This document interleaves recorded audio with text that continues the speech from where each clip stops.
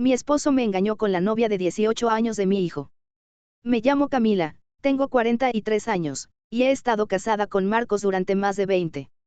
Tenemos un hijo llamado Javier, que acaba de cumplir 18 años. Siempre pensé que nuestra familia era estable. No perfecta, pero sólida. Marcos tenía un buen empleo, yo me encargaba de la casa y de apoyar a Javier con sus estudios.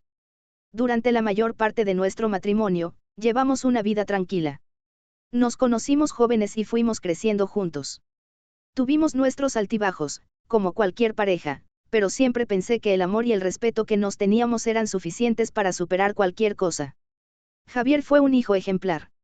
Desde pequeño demostró ser responsable, atento y maduro. Nunca nos dio problemas. Siempre me enorgulleció ver en lo que se estaba convirtiendo. Cuando empezó la universidad, conoció a una chica llamada Laura. Ella tenía 18 años, igual que él, y se veía dulce, educada y amable. La primera vez que la trajo a casa, me pareció encantadora. Era un poco tímida, pero tenía una sonrisa sincera. Con el paso de los meses, Laura empezó a pasar más tiempo con nosotros. Venía a cenar, veía películas con Javier en la sala, e incluso a veces se quedaba un rato conversando conmigo o con Marcos. A mí me parecía algo bonito, me gustaba verla tan integrada a la familia.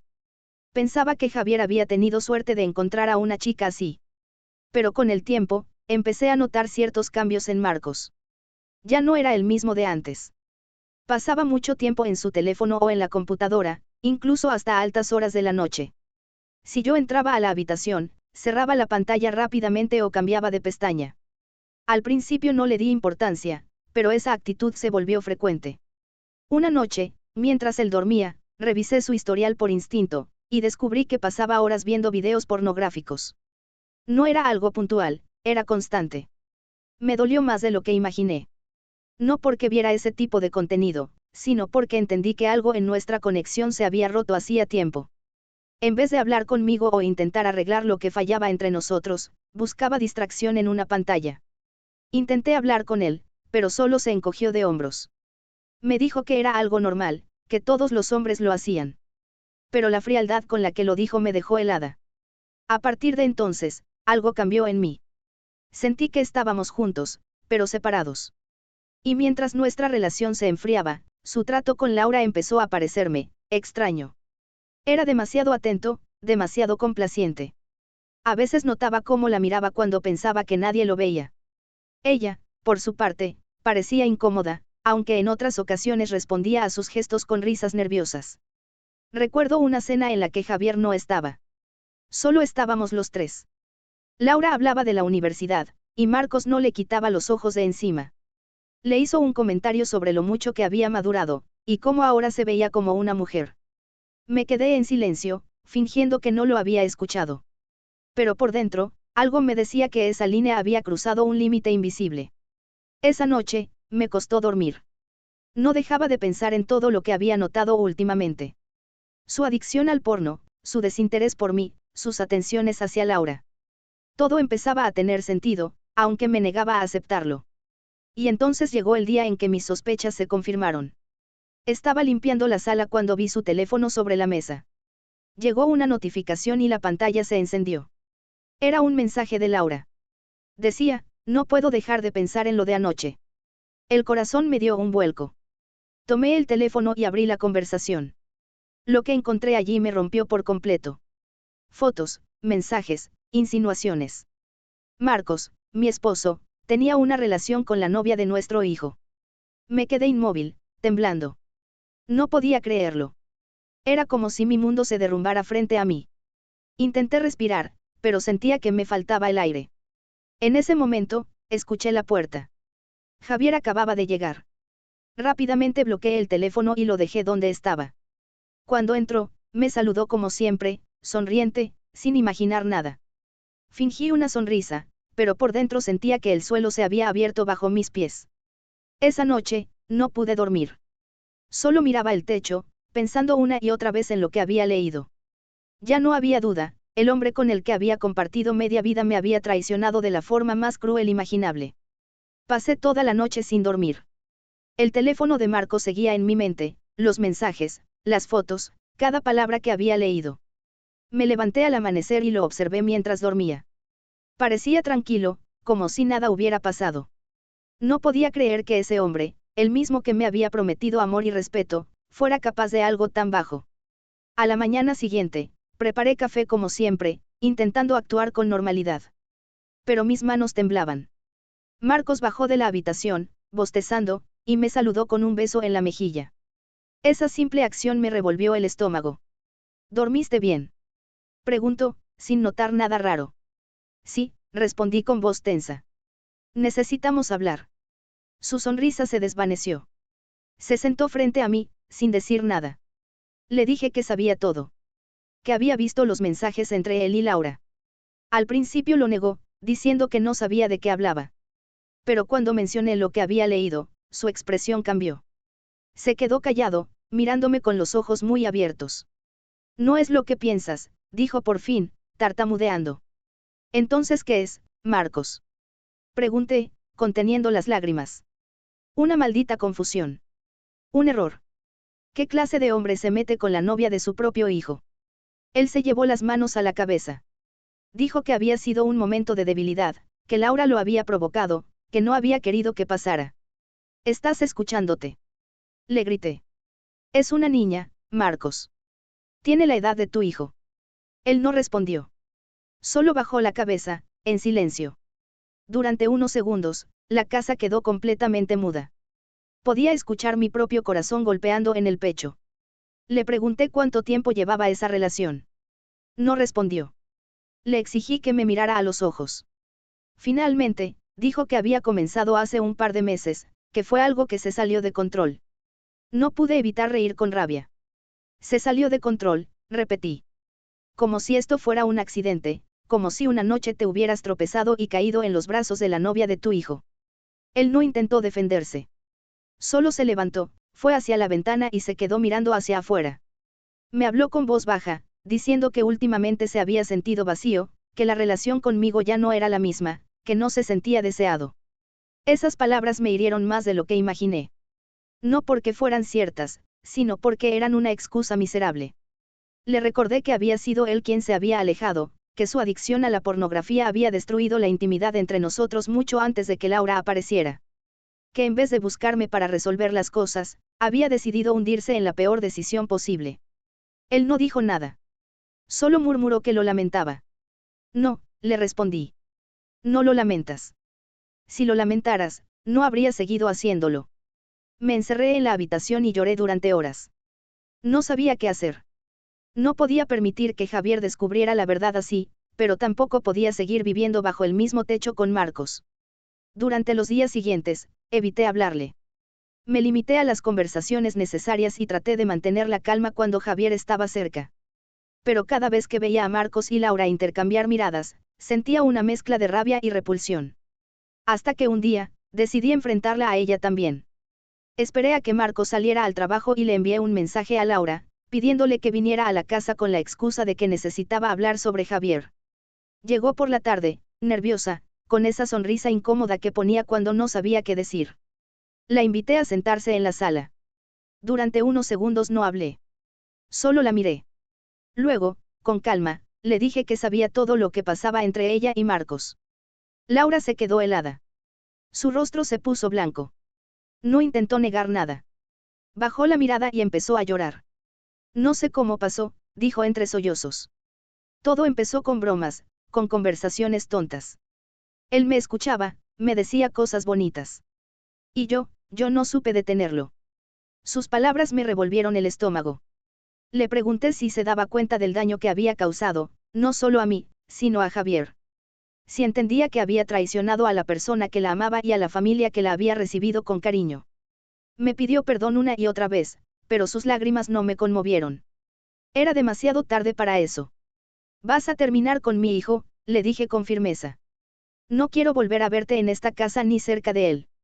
Asintió, limpiándose las lágrimas, y salió sin mirar atrás. Cuando la puerta se cerró, me quedé sola, sintiendo un vacío enorme. No sabía si había hecho lo correcto, pero al menos había puesto un límite. Esa noche, cuando Marcos regresó, lo esperé en la sala. No grité, no lloré. Solo le dije que se fuera. Él trató de suplicarme, de convencerme de que lo pensara. Dijo que no quería perder a su familia, que se arrepentía, que todo había sido un error. Pero yo ya había escuchado suficientes mentiras. Le di una hora para recoger sus cosas. No dijo nada más. Tomó una maleta, subió al auto y se fue sin despedirse. Cuando cerré la puerta detrás de él, sentí una mezcla extraña de dolor y alivio. Dolor, porque todo lo que habíamos construido se había derrumbado. Alivio, porque ya no tenía que fingir que todo estaba bien. Esa noche, por primera vez en mucho tiempo, dormí sin miedo, aunque con el corazón destrozado. Los días siguientes fueron una mezcla de silencio y rutina forzada. La casa se sentía vacía sin Marcos, aunque su ausencia era un alivio. Pero el peso del secreto me estaba consumiendo. No podía seguir fingiendo. Sabía que tarde o temprano Javier se enteraría, y temía el momento en que eso ocurriera. Intentaba mantenerme ocupada. Cocinaba, limpiaba, veía películas con Javier, hacía lo imposible por mantener la normalidad. Pero cada vez que él hablaba de Laura, algo dentro de mí se quebraba un poco más. Él no entendía por qué de repente yo evitaba hablar de ella o por qué mi tono se volvía tenso cada vez que la mencionaba. Una tarde, mientras preparaba la cena, escuché que Javier hablaba por teléfono en su habitación. Su voz estaba alterada. Al poco tiempo salió, con el rostro desencajado y los ojos enrojecidos. Me miró directamente y dijo, con voz quebrada. «Es cierto, mamá». Sentí un escalofrío. «¿Qué cosa, hijo?», pregunté, aunque ya sabía de qué hablaba. «Es cierto que papá estuvo con Laura». Sus palabras me golpearon como una bofetada. Me quedé inmóvil. No sabía cómo responder. «Una amiga me mandó capturas», continuó.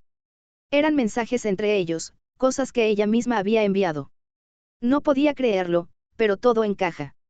Él la llevaba a casa cuando yo no estaba, ¿verdad? Mi garganta se cerró. No tenía fuerzas para mentirle. Asentí, apenas susurrando. «Sí, Javier. Es verdad». El silencio que siguió fue insoportable. Javier respiraba agitadamente, con las manos temblorosas. Luego golpeó la mesa con fuerza, gritando. «No puede ser. Es mi padre. ¿Cómo pudo hacerme esto?». Intenté acercarme, pero retrocedió. Sus ojos estaban llenos de rabia, de incredulidad, de un dolor que solo un hijo traicionado puede sentir. «Te juro que no quería que te enteraras así», le dije, con la voz quebrada. «Lo descubrí hace unas semanas y, no sabía cómo decírtelo». «¿Semanas?», gritó. «¿Y lo sabías todo este tiempo?». No supe qué responder. Cualquier palabra habría sonado vacía. Salió de la casa sin decir nada más. Lo llamé, pero no me escuchó. Pasaron horas. No podía dejar de pensar en él, en lo destrozado que debía estar. Finalmente, cerca de la medianoche, regresó. Entró sin mirarme, con el rostro endurecido.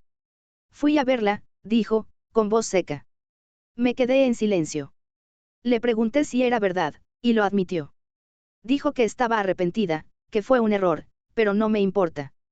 No quiero volver a verla nunca más. Se dejó caer en el sofá, agotado. Lo abracé, pero su cuerpo estaba rígido. No lloraba, solo respiraba con dificultad. Era como si la rabia lo mantuviera en pie. Durante los días siguientes, Javier apenas habló. Iba a clases, comía lo justo y se encerraba en su habitación. No quería ver a nadie. Yo intentaba acercarme, pero sabía que necesitaba espacio. Marcos intentó comunicarse con él. Le escribió, lo llamó, incluso vino a la casa una vez. Pero Javier no quiso recibirlo. Salió al jardín y le gritó que no quería volver a verlo. Que no era su padre. Que lo había perdido todo. Marcos solo bajó la cabeza y se fue. Ni siquiera intentó justificarse. Sabía que ya no había nada que pudiera decir. Esa noche, Javier lloró por primera vez desde que se enteró. Lo abracé sin decir nada. Solo repetía una y otra vez, «No puedo creerlo, mamá, no puedo creer que me haya hecho esto». No hay dolor más grande que ver a tu hijo destruido por algo que no hiciste, pero que también te duele a ti. Sentí culpa, impotencia, rabia. Quería protegerlo, pero ya era demasiado tarde. Durante semanas, vivíamos como dos sombras en la misma casa. Los días pasaban lentos, cargados de silencio. Intentaba mantener la rutina, pero cada rincón me recordaba lo que había pasado. El lugar donde solíamos cenar en familia, el sofá donde Marcos se sentaba a ver televisión, el olor de su perfume en la ropa que aún no me atrevía a tirar. Poco a poco, Javier empezó a salir de ese estado. Comenzó a pasar más tiempo fuera, retomó sus estudios y volvió a ver a sus amigos. Yo, por mi parte, intentaba reconstruir lo que quedaba de mí. Conseguí un trabajo de medio tiempo y traté de ocupar la mente para no seguir reviviendo una y otra vez el mismo dolor. Sin embargo, cada vez que veía a mi hijo sonreír, sentía una punzada de tristeza. Porque detrás de esa sonrisa sabía que quedaba una herida que nunca sanaría del todo. Después de que Javier descubrió la verdad, ya nada volvió a ser igual. Marcos seguía intentando contactarme, enviándome mensajes y correos pidiéndome perdón, prometiendo que cambiaría, que buscaría ayuda, que aún podíamos salvar nuestro matrimonio. Pero cada palabra suya me sonaba vacía.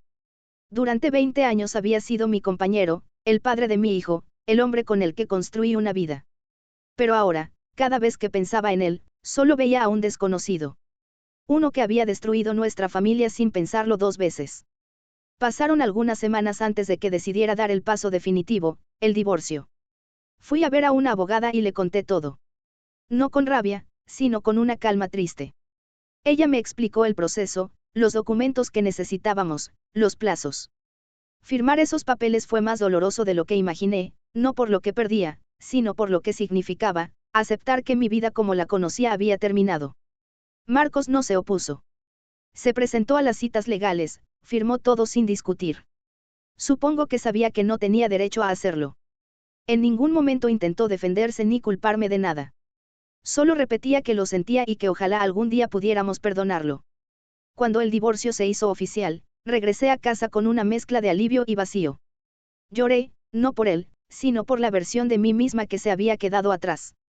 Esa mujer que creía tener un matrimonio sólido, que confiaba ciegamente, que pensaba que el amor podía con todo. Javier, por su parte, intentaba seguir adelante. A veces lo veía distraído, como si algo dentro de él se hubiera apagado. No hablábamos mucho del tema, pero bastaba una mirada para entendernos. Había cosas que simplemente no necesitaban decirse.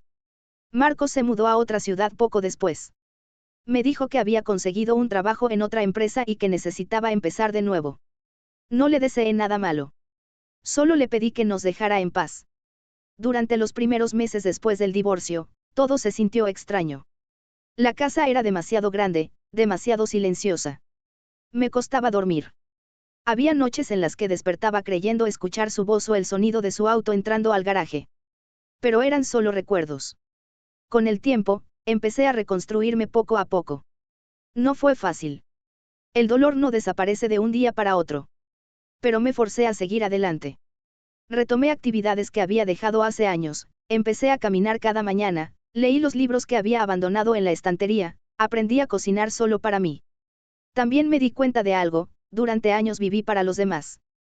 Para Marcos, para Javier, para la idea de ser la esposa y madre perfecta. Y en medio de todo eso, me olvidé de mí. Por eso, esta vez decidí hacerlo diferente. Comencé terapia, no porque estuviera rota, sino porque necesitaba entenderme, perdonarme y soltar. Javier también empezó a mejorar. Poco a poco volvió a sonreír. Salía con amigos, hablaba de sus planes de estudio, de sus metas. A veces mencionaba a Laura, pero solo para decir que no guardaba rencor. Me enorgulleció verlo tan maduro. Un día, mientras limpiaba el ático, encontré una caja con fotos antiguas. En una de ellas estábamos los tres, Marcos, Javier y yo, en la playa, sonriendo. Me quedé mirándola largo rato. Por primera vez, no sentí rabia. Solo una especie de melancolía tranquila. La guardé en silencio. No la rompí. Era parte de mi historia, aunque ya no doliera tanto. Con el paso del tiempo, el dolor se transformó en aprendizaje. Comprendí que no podía borrar el pasado, pero sí elegir qué hacer con él. No podía cambiar lo que Marcos había hecho, pero sí podía decidir no vivir bajo su sombra. Hoy, varios años después, miro atrás y no me reconozco del todo. La mujer que alguna vez se sintió destruida ahora se siente libre. No porque haya olvidado, sino porque aprendió a vivir con las cicatrices. He aprendido que el perdón no siempre significa reconciliarse con quien te lastimó. A veces, el perdón es simplemente dejar de cargar con el peso del dolor. Y aunque mi historia comenzó con una traición, terminó siendo una lección sobre fuerza, dignidad y amor propio. Ya no soy la mujer que temía quedarse sola. Soy la mujer que eligió la paz, que entendió que a veces perder a alguien no es una tragedia, sino el primer paso para encontrarse a sí misma.